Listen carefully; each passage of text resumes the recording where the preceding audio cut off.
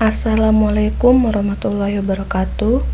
Saya Titi Nurlaila, NIM 0512011031. Di sini saya akan menjelaskan latar belakang pada sediaan emulsi. Baik, di sini sediaan farmasi menggunakan minyak ikan yang cocok adalah emulsi. Emulsi merupakan sediaan cair terdiri dari dua fase yang tidak bercampur, tidak stabil secara termodinamika, sehingga dikembangkan menjadi mikroemulsi. Penelitian ini bertujuan menghasilkan ukuran partikel yang kecil menggunakan metode variasi waktu pengadukan selama 20 menit, 40 menit, dan 60 menit. Dilakukan evaluasi organoleptis, tipe emulsi, persen transmitan, viskositas, dan pH. Emulsi dengan kombinasi surfaktan Twin 80 dan Span 60 atau 10:1 memiliki bentuk cair transparan, beraroma khas Twin 80, ukuran partikel yaitu 0,376 nanometer dengan waktu pengadukan 60 menit. Dengan transmitan 98%, viskositas 1,59 centipoise dan memiliki pH 4,8.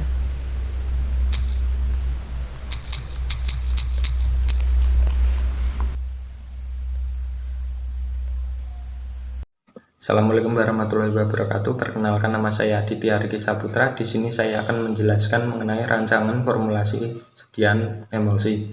Ya, langsung saja di sini sudah tertera ada tabel dan keterangan ya. Baiklah, langsung yang pertama ada nama bahan, kedua ada kegunaan, ketiga ada konsentrasi dalam satuan persen. Bahan pertama adalah minyak ikan, kegunaan sebagai zat aktif atau fase minyak dengan konsentrasi 1%. Yang kedua ada Twin 80, kegunaan sebagai surfaktan, konsentrasi sebagai surfaktan terpilih. Yang selanjutnya yang ketiga ada Span 60, kegunaan sebagai kosurfaktan, konsentrasi sebagai kosurfaktan terpilih. Yang keempat ada sorbitol, kegunaan sebagai pemanis dengan konsentrasi 20%. Yang kelima ada nipagin, kegunaan sebagai pengawet dengan konsentrasi 0,01%. Yang keenam ada nipasol, kegunaannya sama juga untuk pengawet, konsentrasi 0,1%. Yang ketujuh ada BHT, kegunaan sebagai antioksidan dengan konsentrasi 0,02%. Selanjutnya yang ke-8 ada esen strawberry, kegunaan sebagai perwarna, konsentrasi kuantum statis atau secukupnya. Yang terakhir ada aquades sebagai fase air dengan konsentrasi 100 ml. Selanjutnya cara pembuatan. Pertama, fase minyak ikan, Span 60, nipasol, dan BHT dimasukkan sesuai takaran dalam lumpang panas lalu gerus homogen. Yang kedua, fase air Twin 80, nipagin, sorbitol, dan aquades sebanyak 5 ml dimasukkan sesuai takaran dalam lumpang panas, terpisah dengan fase minyak, gerus hingga homogen. Selanjutnya dicampurkan fase minyak ke dalam fase air sedikit demi sedikit sambil digerus. Kemudian pindahkan ke beker gelas dengan ukuran 25 ml, lalu homogenizer dengan kecepatan 500 rpm dan waktu 20 menit, 40 menit, dan 60 menit.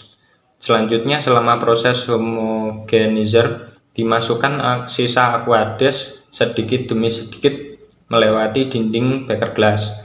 Selanjutnya yang terakhir, tambahkan esen stroberi secukupnya hingga warna yang dihasilkan merah muda. Setelah semua selesai, matikan alat dan pindahkan sediaan ke botol kaca bening dengan volume 100 ml. Lalu tutup rapat dan simpan di tempat yang sesuai. Selanjutnya pemberian bahan. Pemberian bahan pertama minyak ikan. Nama lain minyak ikan Oleum liquoris asli. Dengan pemberian minyak ikan adalah minyak lemak diperoleh dari hati segar gadus, dimurnikan dengan penyaringan pada suhu 0 derajat. Potensi vitamin A tidak kurang dari 600 mikroliter per gram. Potensi vitamin D tidak kurang dari 80 mikroliter per gram. Pemberian cairan kuning pucat, bau khas, agak manis.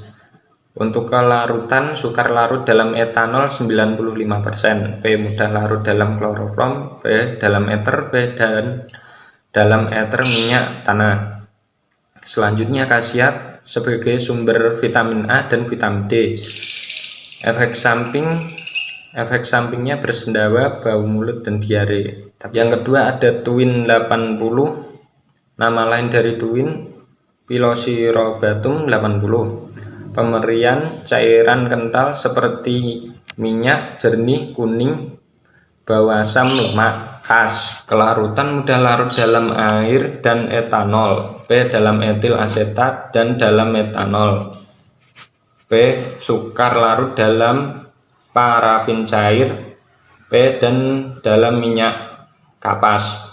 Khasiat sebagai zat tambahan. Efek samping jika tidak digunakan dengan tepat, bahan kimia dapat merusak fungsi pelindung kulit sehingga meningkatkan resiko iritasi dan infeksi bakteri. Selanjutnya Sapan 60, nama lain dari Sapan 60 sorbitan seterat. Pemberiannya berupa padatan malam berwarna kuning pucat dengan minyak yang lemah. Kelarutan praktis tidak larut dalam alkohol, larut dalam parafin cair, larut dalam air panas, larut dalam minyak mineral dan etil asetat. Khasiatnya sebagai emulgator. Efek sampingnya Sternium careneum atau efek buruk pada bagian terluar kulit. Selanjutnya yang keempat ada sorbitol dengan nama lain sorbitol atau glusitol.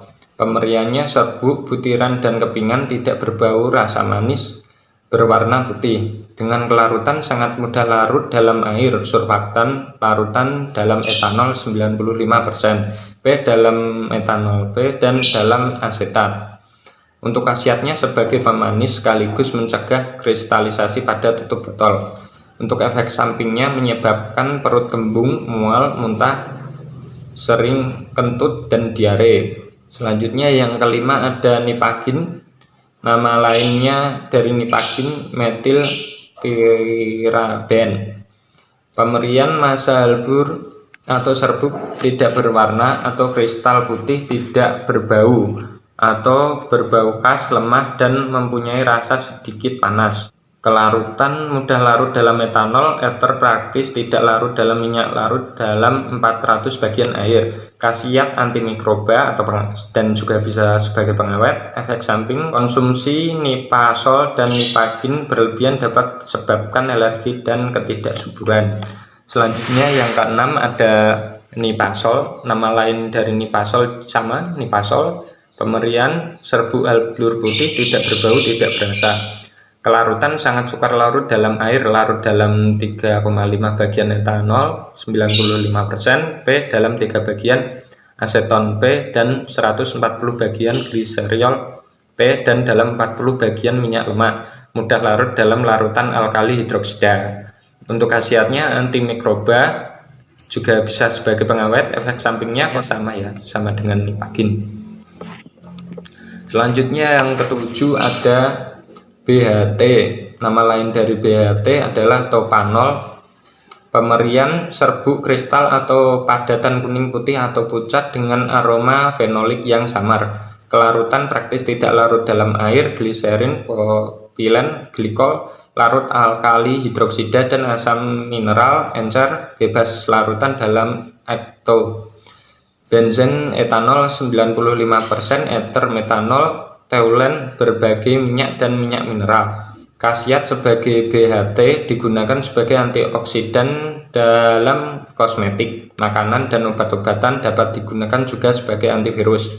Efek samping senyawa kimia berbahaya yang jika digunakan dalam jangka waktu yang cukup lama dapat menyebabkan alergi. Selanjutnya yang ke-8, esensi stroberi, nama lainnya fuenol atau furanol. Pemberian cairan yang berwarna merah yang digunakan untuk menambah aroma pada seni. Kelarutan mudah larut dalam etanol 95%, asam asetat glisial. Khasiat sebagai pewarna sediaan, efek samping menimbulkan kulit kering, tetapi efek ini jarang dijumpai. Di sini saya akan menjelaskan mengenai metode pembuatan emulsi yang ada di dalam jurnal. Langkah yang pertama, tandai botol yang dikalibrasi sebesar 50 ml. Untuk kalibrasi botol dilakukan dengan mengukur aquades di gelas ukur sebanyak 50 ml. Kemudian dituangkan ke dalam botol kaca, kemudian ditandai 50 ml menggunakan label. Kemudian langkah yang kedua, siapkan lumpang panas dengan menaruh air yang sudah dididihkan atau yang panas tadi ke dalam mortir. Kemudian langkah selanjutnya, timbang fase minyak, yaitu ada spa 60, minyak ikan, nipasol, dan BHT. Masukkan di dalam mortir yang sudah panas tadi, yang sudah dibuang airnya. Aduk sampai homogen. Campuran ini sebagai bahan yang kedua. Kemudian langkah yang keempat, yaitu siapkan lumpang panas yang terpisah. Timbang fase air, yaitu ada twin, 80, nipagin, dan sorbitol. Masukkan ke dalam mortir panas, tambahkan aquades panas, yaitu 50 derajat Celcius sebanyak 5 ml. Itu menjadi bahan yang kedua. Gerus sampai homogen. Tujuan dari penggunaan mortir panas biar hasilnya emulsi itu maksimal dan homogen dan sediaan tidak mudah mengeras. Kemudian langkah yang kelima, campurkan bahan yang pertama yaitu fase minyak sedikit demi sedikit ke dalam bahan yang kedua yaitu fase air, gerus sampai homogen. Langkah selanjutnya, bahan yang sudah tercampur masukkan ke dalam beker glass 250 ml. Langkah yang ketujuh, beker glass tersebut dialasi baskom yang berisi air panas 50 derajat Celcius. Langkah yang ke-8, kemudian sediaan itu dihomogenizer dengan kecepatan 500 rpm dengan waktu 20, 40, dan 60 menit. Tujuan dihomogenizer agar dapat menghomogenikan campuran bahan yang saling tidak melarut karena perbedaan polaritasnya. Langkah yang ke-9 yaitu tambahkan sedikit demi sedikit aquades panas 50 derajat Celcius pada campuran. Langkah yang ke-10, tambahkan essence strawberry secukupnya sampai menjadi merah muda. Langkah yang ke-11, homogenizer selesai, kemudian matikan alat. Selanjutnya, pindahkan bahan ke botol kaca 100 ml. Langkah yang terakhir yaitu tutup rapat, simpan di suhu ruang. Assalamualaikum warahmatullahi wabarakatuh. Perkenalkan, nama saya Faroka Septiana Prameswari. Di sini saya akan mempresentasikan mengenai fungsi masing-masing bahan. Yang pertama, minyak ikan. Fungsinya sebagai zat aktif atau fase cair. Yang kedua, twin 80. Fungsinya untuk surfaktan. Yang ketiga, spa 60. Fungsinya untuk konsurfaktan. Yang keempat, aquades. Fungsinya untuk fase air. Yang kelima, sorbitol. Fungsinya sebagai pemanis. Yang keenam, nipagin. Fungsinya sebagai pengawet. Yang ketujuh, nipasol, fungsinya sebagai pengawet. Yang ke-8, BHT, fungsinya sebagai antioksidan. Yang ke-9, essence strawberry, fungsinya sebagai pemanis. Sekian presentasi dari saya. Wassalamualaikum warahmatullahi wabarakatuh. Assalamualaikum warahmatullahi wabarakatuh. Saya Sri Indah Lestari. Di sini akan menjelaskan mengenai evaluasi dan emulsi. Evaluasi sediaan emulsi yang pertama yaitu uji organoleptis. Dilakukan dengan cara mengamati bentuk, warna, dan bau sediaan. Pengamatan dilakukan secara visual dan menggunakan panca indera. Kemudian, yang kedua ada penentuan tipe emulsi.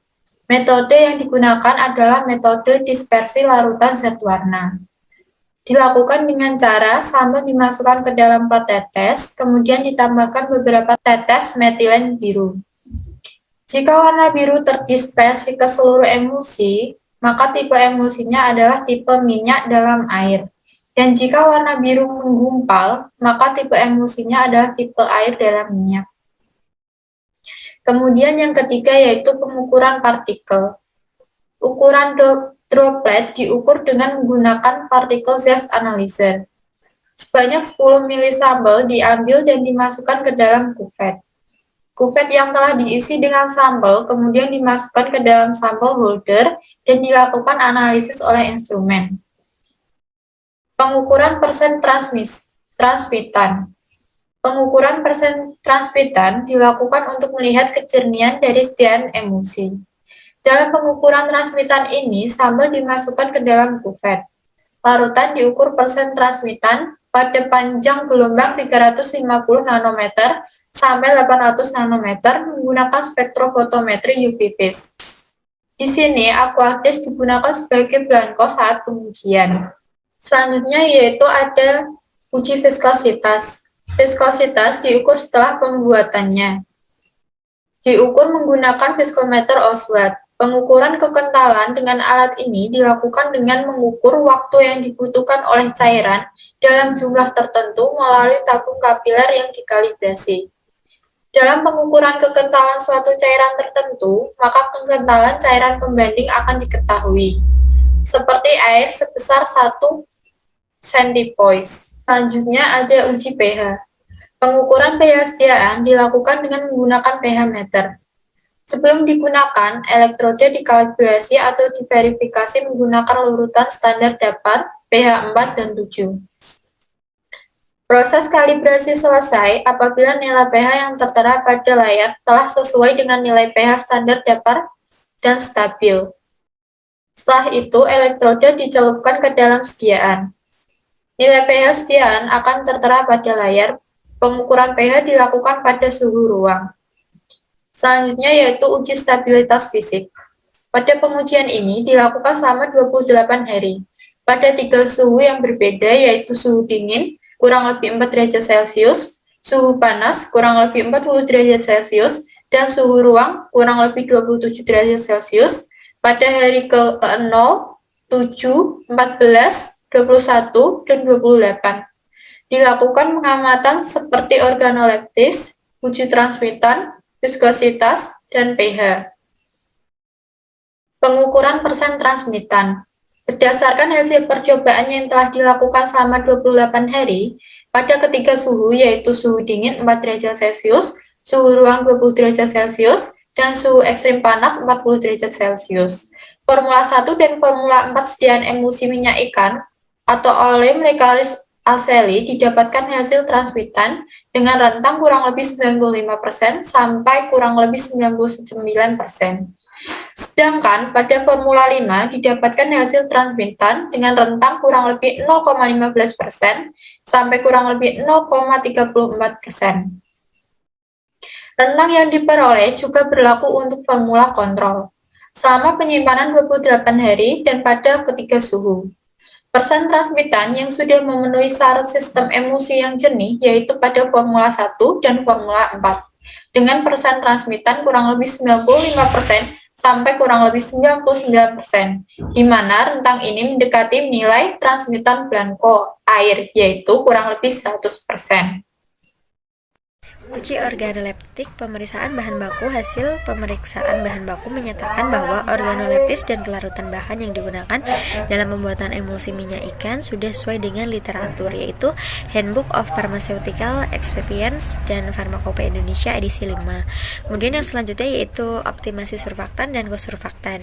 Pada tabel yang pertama terlihat bahwa perbedaan konsentrasi surfaktan dan kosurfaktan hasil yang didapatkan dari optimasi surfaktan dan kosurfaktan yaitu pada konsentrasi twin 80 yang lebih tinggi memiliki bentuk yang cair berwarna yang kuning transparan serta memiliki bau khas twin 80, sedangkan pada konsentrasi spa 60 yang lebih tinggi memiliki bentuk yang cair berwarna putih keruh serta memiliki bau khas spa 60. Kemudian ada penentuan tipe emulsi. Pada uji ini menyatakan bahwa sediaan emulsi minyak ikan atau oleum iecoris aceli memiliki tipe emulsi minyak dalam air atau M/A. Karena metilen blue yang digunakan dalam pengujian ini dapat terdispersi menyeluruh ke dalam sediaan emulsi. Kemudian ada uji pH. Pada pengujian pH didapatkan bahwa nilai pH sediaan emulsi minyak ikan atau oleum iecoris aceli tetap stabil selama penyimpanan yaitu dengan rentang 4,7 sampai 5,4. Namun mengalami peningkatan pada hari ke-28 yaitu sebesar 0,1 sampai 0,2 dari hari sebelumnya. Peningkatan nilai pH tersebut tidak berpengaruh terhadap sediaan karena kenaikannya tidak terlalu besar. Hal ini menunjukkan bahwa sediaan emulsi minyak ikan atau oleum iecoris aceli termasuk sediaan emulsi dengan pH asam lemah, yaitu dalam rentang 3-6 pada semua formula. Kemudian ada pengukuran viskositas. Pengukuran viskositas ini menggunakan alat yaitu viskometer Oswald yang didasarkan dari hasil transmitan yang mendekati belangko, di mana belangko yang digunakan merupakan sistem Newton. Berdasarkan hasil pengukuran viskositas untuk formula sediaan dan formula kontrol atau F0, yaitu dengan rentang 1,44 1,640 centipoise. Hal tersebut termasuk ke dalam sistem Newton dan sudah memenuhi persyaratan di mana diharapkan nilai yang diperoleh kurang dari 200 centipoise. Kemudian ada pengukuran partikel. Ukuran partikel yang didapatkan dari formula yang pertama, sediaan emulsi minyak ikan atau Allium Iecarus Aceli pada pengadukan paling lama yaitu 60 menit adalah 0,376 kurang lebih 0,342 mikrometer. Nilai ini termasuk ke dalam mikroemulsi di mana ukuran mikroemulsi adalah kurang dari 1 mikrometer. Dan yang terakhir yaitu kesimpulan.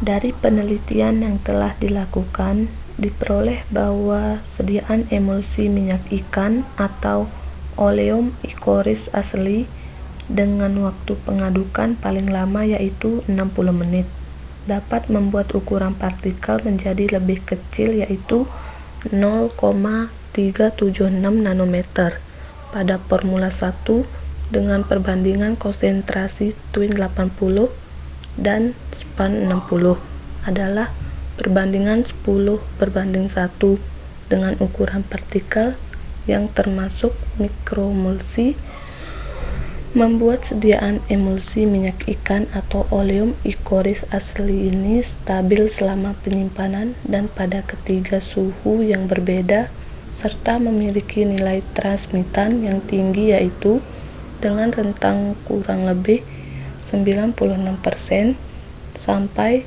kurang lebih 99% serta memiliki nilai viskositas yang rendah yaitu 1,444 sampai 1,640 centipoise di mana merupakan sistem Newton.